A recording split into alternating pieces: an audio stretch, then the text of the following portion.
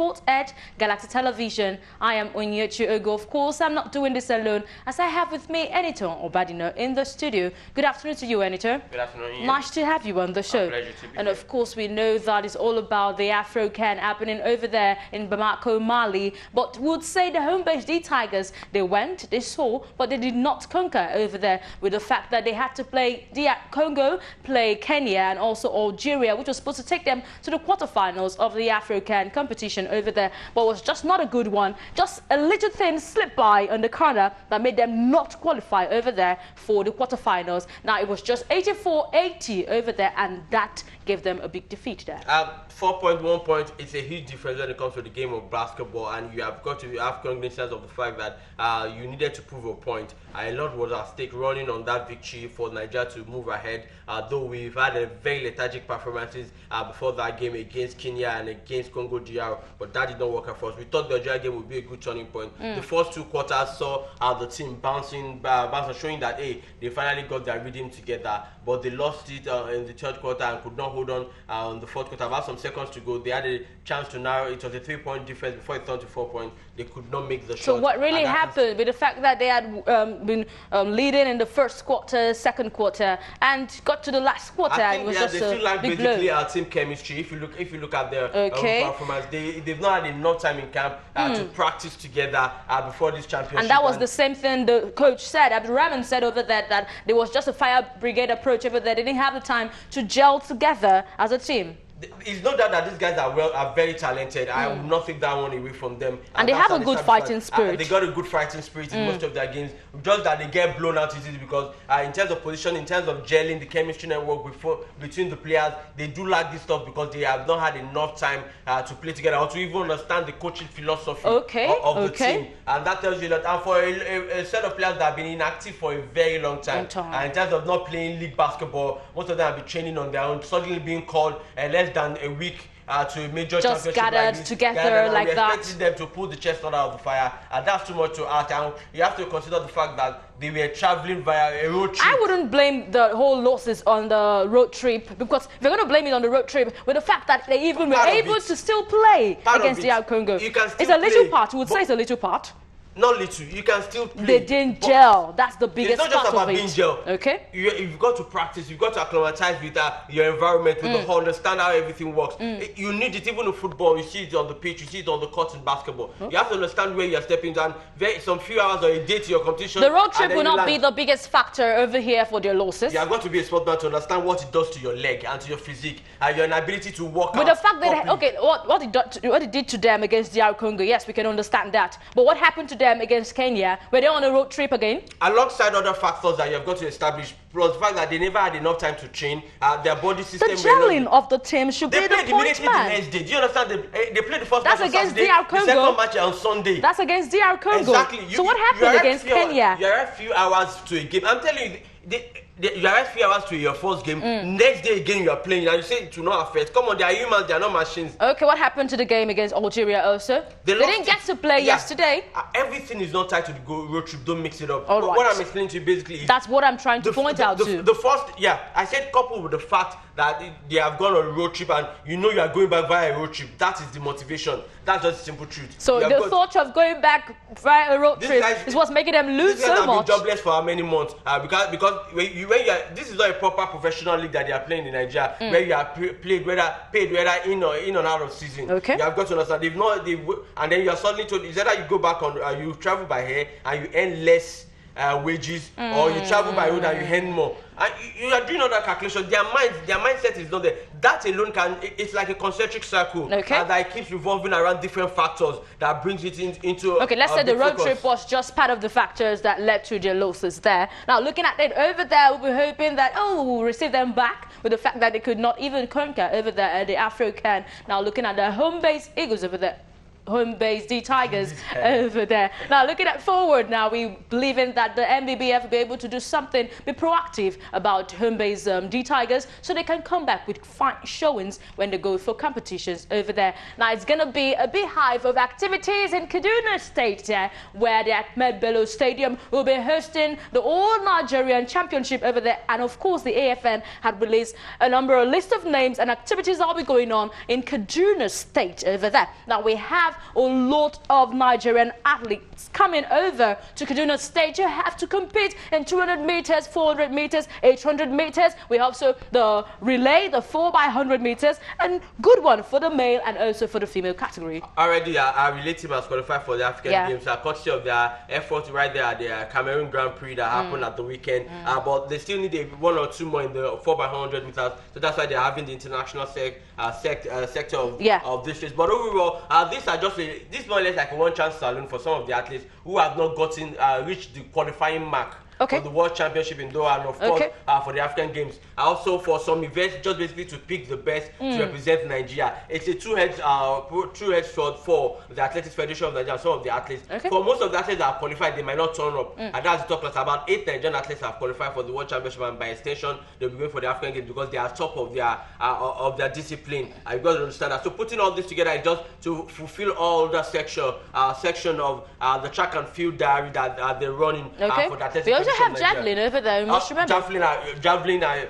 We have a lady, Kelechi Wanaga. She's the best in Africa. She's number one in Africa from. She had some beautiful records. Championship, exactly. So we have some huge names there. They will just come run around and do a bit of camping after the trials to prepare Nigerian athletes for the African Games. Okay, now moving over there, talking about qualified athletes for Doha, the IAAF. We have in the list. We have Tobiloba Amusan over there. We have Ishekiri over there. Divine Oduduru, Raymond Ikovo, and also Blessing Okabare Gotegwono over there. And also we're having the one Adoso Ibadim and Onyinyechi here over there. It was the team. Onyinyechi was the team captain for Team Nigeria at the African Athletic Championship last year in Asaba. I think one of the surprise names on the list so far has got to be Adoso Ibadim. He runs the 800 meters, an unknown distance when it comes for Nigeria. But I remember speaking to him in Asaba last year. And he talked about he wants to bring it to the consciousness of Nigeria. That he felt this is a calling for him, and he's going out there to make a difference. This year, this is a new discovery. Exactly, this big year discovery for us. He has broken the national record, set a new national record in 800 meters,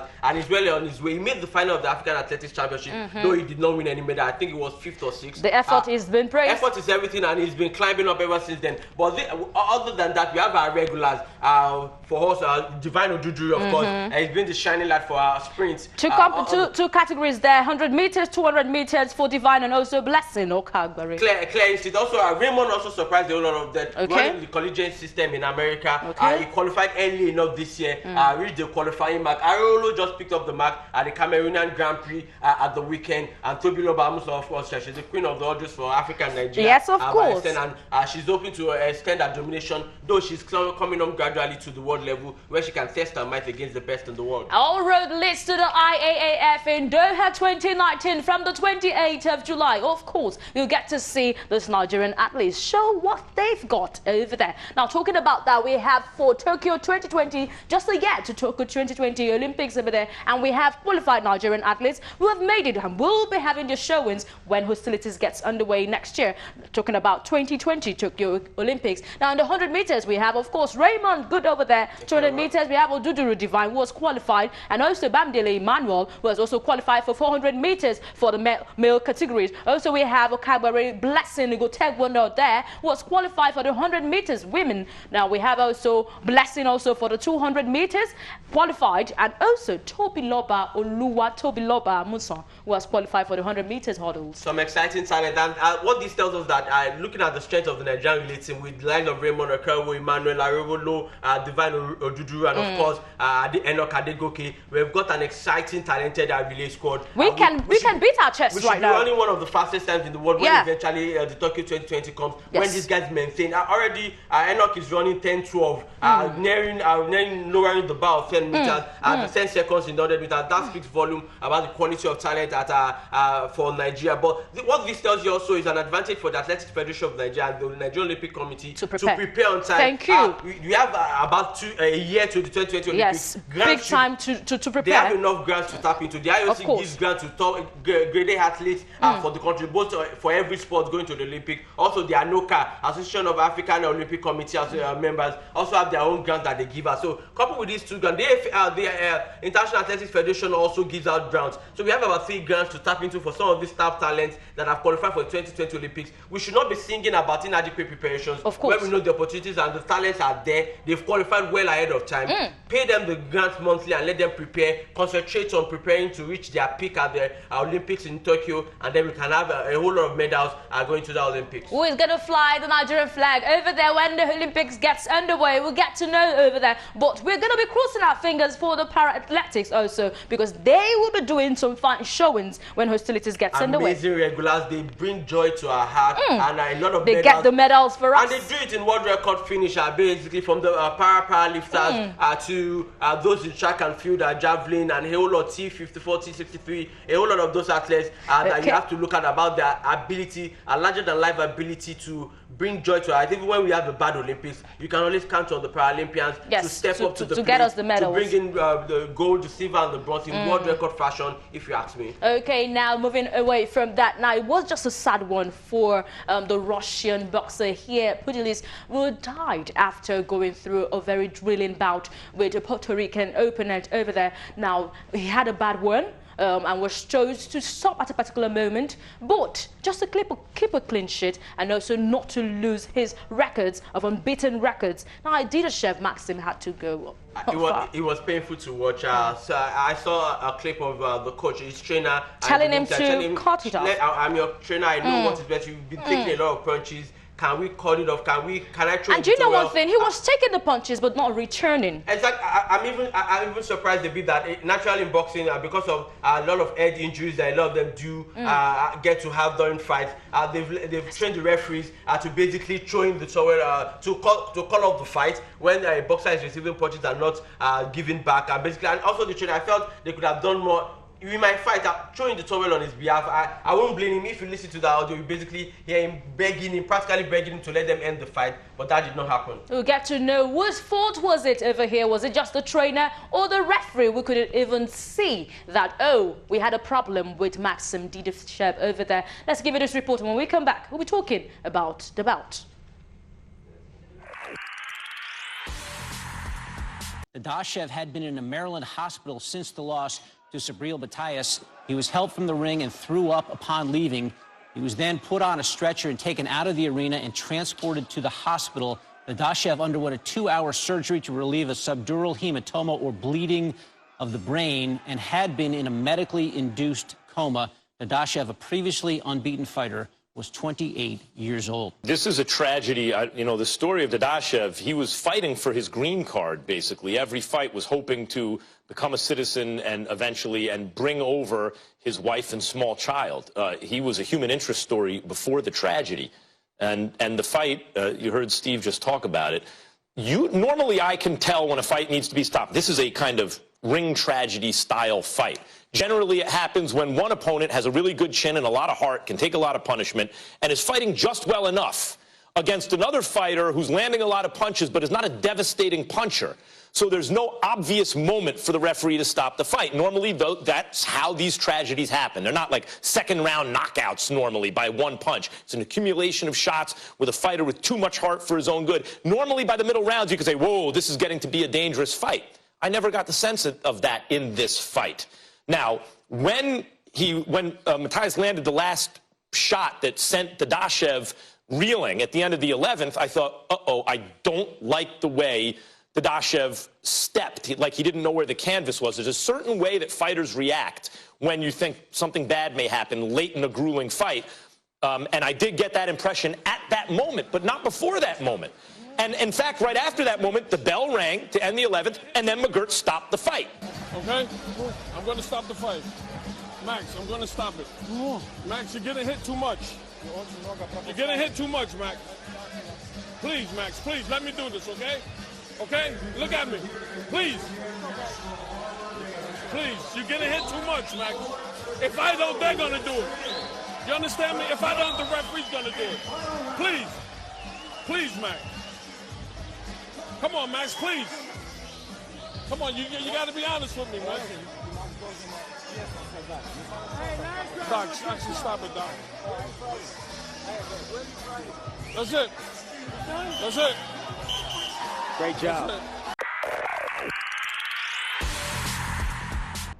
A very sad one over there. Now, if you're just joining us, you're in Sports Edge Galaxy Television. Now, joining me in the studio is Kehinde Idris. Good afternoon to you. Good Nice to have you in the show. It's the first time, and we're gonna, don't worry, we'll baptize you later. Okay, but let's talk about the bout over there, because the sad one. Now, we had said, whose fault is it, the referee or the trainer? Now, we were arguing over here off camera that if you're to be the trainer, will you call that short off? Or will you just let it go because he who pays the piper dictates the tune? And we would say the pugilist here is paying the trainer. Yeah. So you can't call off the fight when I've said no.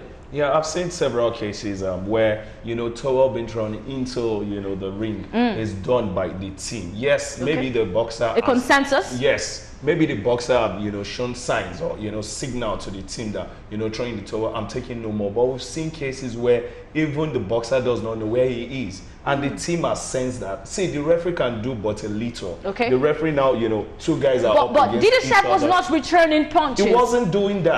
No, the first and that's awkward because he returns punches. Yes. The first question based on what the commentator for the match said, was it a brutal fight? It was not that brutal, except for a few seconds where a lot of punches were thrown. But I guess the trainer saw what we didn't see. Basically, he felt it was not. This is not the same boxer that he knows his pugilist, yes. And another angle too. If we go back to where the trainer was talking to him, he was delaying in answering. The response were delayed. That is, he had to process for a while. It wasn't the normal human responding to talks and questions. So for me, I don't know what the rules are in boxing that deep. I know a lot of rules, but maybe in the case of throwing in the towel, I don't know so much.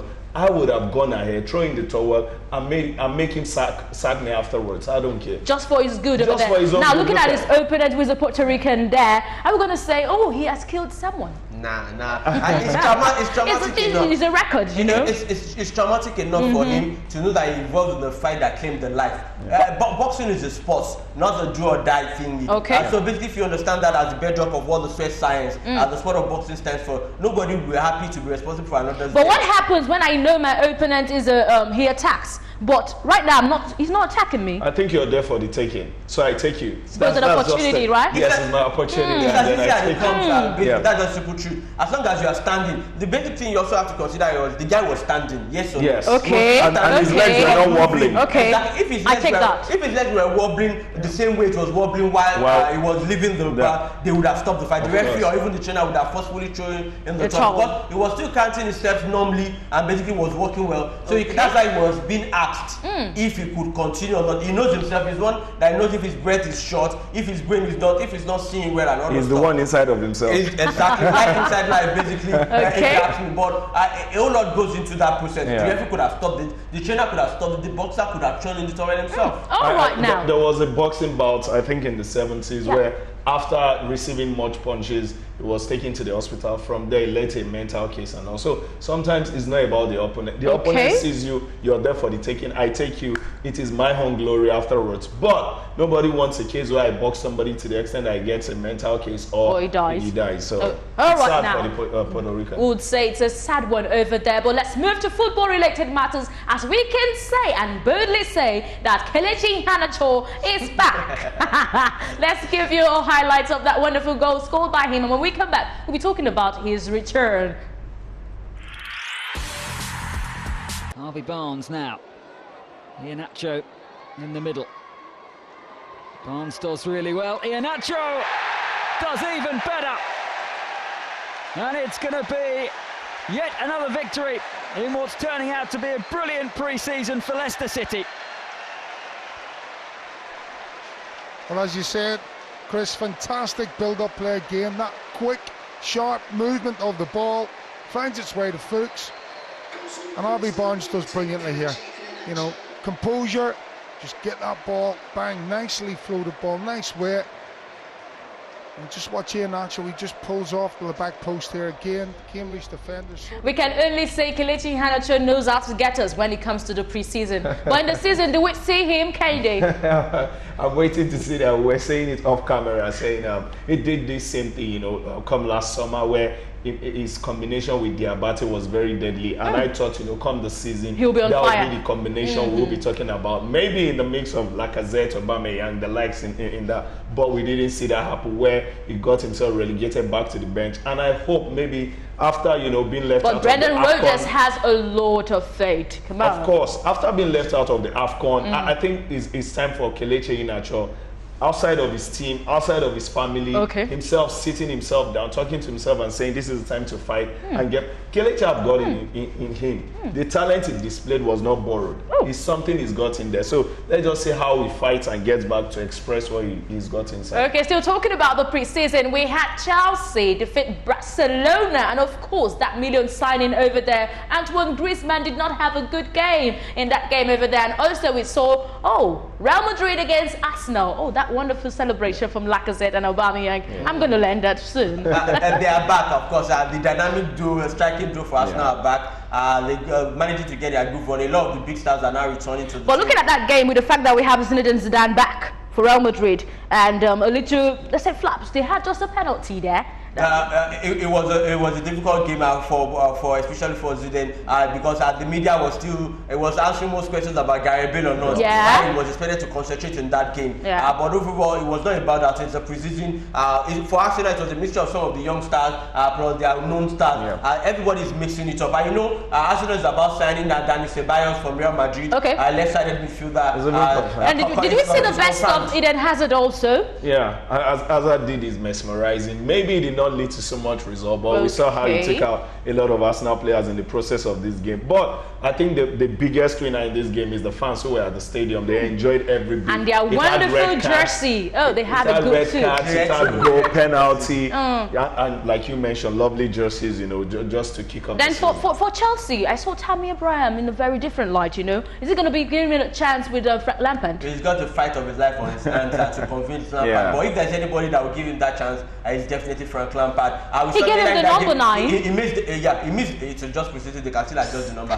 He missed the goal. A clean goal earlier on, but he made amends. If there's anything, I think Tammy Abraham has got that mental toughness. From the Tammy Abraham I knew in the Chelsea academy, he gets about 10 chances, maybe he converts like 3. That's what he does. But he plays better in the championship. I've seen him in the championship. He has been clinical. Twice. 20 to 22 goals this season in the championship. But when he had the chance at Swansea, he could not score up to 5 goals. But if there's anybody that can back him and give him the opportunity to try, he has got to be Lampard. Okay, now this is all we can take for today. We're going to be leaving you with the highlights of Real Madrid against Arsenal over there. Well, thank you, gentlemen, for being on the show. It's lovely to be here. Appreciate your presence. I'm scared of the baptism. I don't know what it's all about. You will have it after that. Okay, it's Sports Edge, Galactic Television. I am Onyinyechi Ogu. Do have a pleasant afternoon. Pointing to. Let's see. Game. And they're also a goal behind, but only just. Lacazette slots it with the help of 2 rebounds and a little bit of assistance from Keylor Navas as through. Beautiful flick. Keeper in 2 minds, and he's going to be punished by Aubameyang. Fabulous Arsenal goal. Well, Sergio Ramos was running back to try and block the shot. Brilliant from Marcelo. The only question was we're still onside. And Isco and Asensio working their magic, and Gareth Bale tucks it in. Never say never. Arsenal looking for an offside.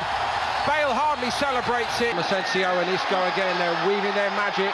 Marcelo, and it's 2-2 in the blink of an eye. Asensio, that is proper Real Madrid football. Well, they really have been up 2 or 3 gears, and he has made a huge change. I told